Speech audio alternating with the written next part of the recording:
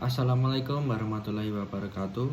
Perkenankan, saya adalah Edriana Belhandoko dari kelas Legal Drafting kelas E. Di sini saya akan mereview sebuah naskah yang sudah teman-teman kerjakan pada waktu lalu. Di sini saya akan mereview naskah akademik dari kelompok 4 tentang rancangan peraturan daerah Kabupaten Gunung Kidul tentang ketertiban umum.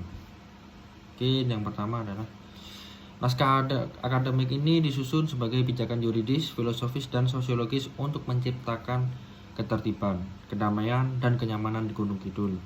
Mengapa ini penting? Karena di Gunung Kidul kita masih sering menemukan berbagai fenomena-fenomena yang mengganggu ketertiban, seperti warung remang-remang, pedagang kaki lima yang tidak tertata, parkir liar, bahkan hewan ternak yang berkeliaran di jalan. Ini semua mengindikasikan adanya urgensi untuk regulasi yang lebih baik. Kemudian, naskah ini mengidentifikasi 3 permasalahan utama. Pertama, bagaimana implementasi kebijakan ketertiban umum saat ini. Yang kedua, apa landasan sosiologis, filosofis, dan yuridisnya. Dan ketiga, bagaimana mekanisme penegakan hukum yang efektif bisa diterapkan. Pertanyaan-pertanyaan ini akan menjadi fokus dalam penyusunan perda. Naskah akademik ini sudah sangat komprehensif dan dalam memaparkan latar belakang dan landasan teoritisnya. Mereka juga sudah menganalisis peraturan yang ada, seperti Perda Nomor 7 Tahun 2021, dan menemukan bahwa implementasinya masih belum optimal karena beberapa faktor, seperti kurangnya sosialisasi dan terbatasnya personel penegak hukum. Yang menarik, naskah ini juga sangat kuat dalam landasan filosofis, sosiologis, dan yuridisnya. Secara filosofis, perda ini akan berlandaskan nilai-nilai Pancasila dan kearifan lokal seperti guyub rukun. Dari sosiologis, naskah ini mencoba merespon realitas sosial di lapangan. Dan secara yuridis, tentu saja merujuk pada undang-undang yang lebih tinggi. Nah, meskipun naskah ini sudah bagus, ada beberapa poin yang menurut saya bisa disempurnakan. Pertama, tentang partisipasi masyarakat. Naskah ini menyebutkan pentingnya partisipasi, tapi bagaimana mekanismenya secara konkret. Apakah akan ada forum diskusi rutin di tingkat desa, misalnya, atau platform digital untuk masukan masyarakat. Kedua, untuk isu-isu kompleks seperti PKL atau warung remang-remang, penertiban saja tidak cukup.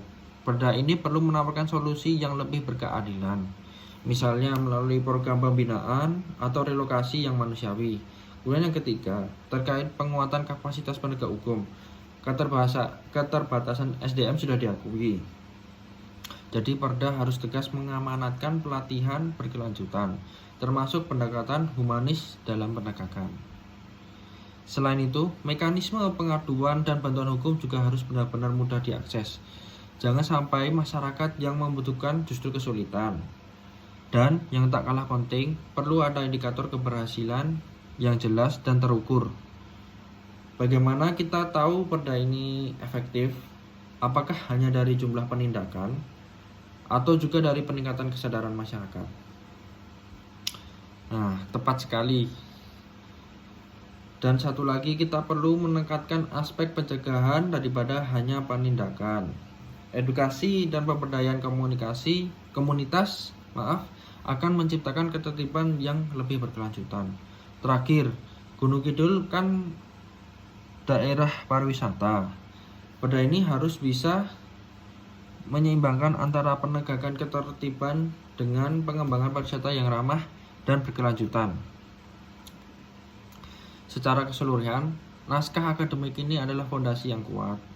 Dengan mempertimbangkan masukan-masukan ini, saya berharap Perda Ketertiban Umum Kabupaten Gunung Kidul akan menjadi instrumen hukum yang efektif, adil, dan benar-benar dirasakan manfaatnya oleh seluruh masyarakat. Mungkin sekian itu tanggapan dari saya terhadap naskah akademik kelompok 4 terkait rancangan peraturan daerah Kabupaten Gunung Kidul tentang penertiban umum. Mungkin kurang lebihnya mohon maaf. Wassalamualaikum warahmatullahi wabarakatuh.